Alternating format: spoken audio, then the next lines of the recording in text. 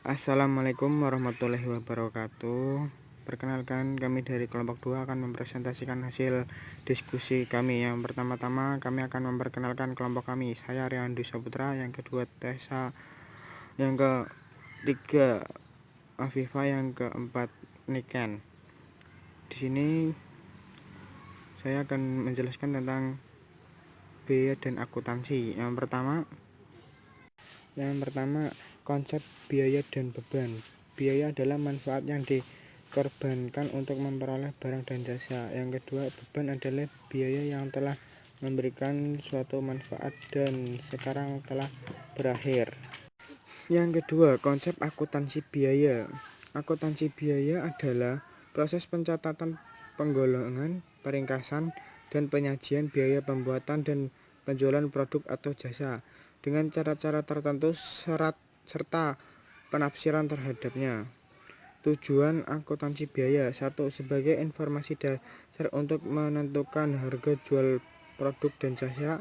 2. Sebagai bagian dari alat pengendalian manajemen. Yang ketiga, sebagai alat pengendalian biaya. Yang keempat, sebagai informasi bagi pihak eksternal. Selanjutnya adalah objek biaya. Objek biaya adalah item yang digunakan dalam sistem akuntansi manajemen untuk mengukur dan menetapkan biaya. Hal-hal yang diukur seperti produk, pesanan, kontrak, proyek, tujuan, dan lain sebagainya. Sistem informasi biaya. Sistem informasi biaya merupakan sistem yang membangun manajemen dalam menerapkan sasaran laba perusahaan dan target laba perusahaan.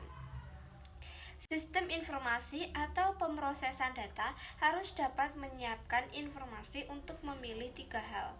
Contohnya adalah 1. Biaya serta perolehan. Yang kedua, evaluasi manajemen untuk saat ini dan di masa yang akan datang.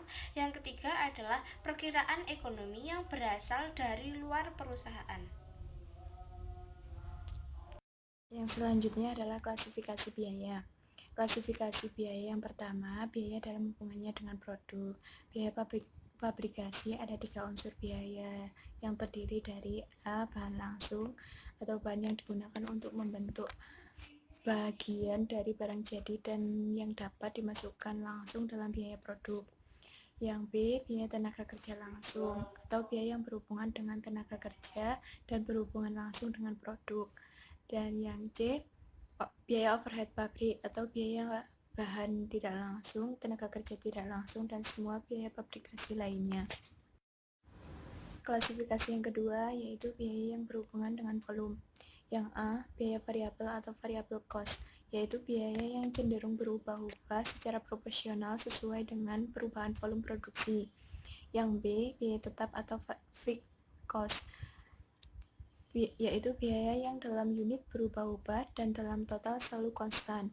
Dan yang terakhir yaitu biaya semi variabel atau semi variable cost, yaitu biaya yang mengandung 2 unsur biaya, yaitu biaya variabel dan biaya tetap.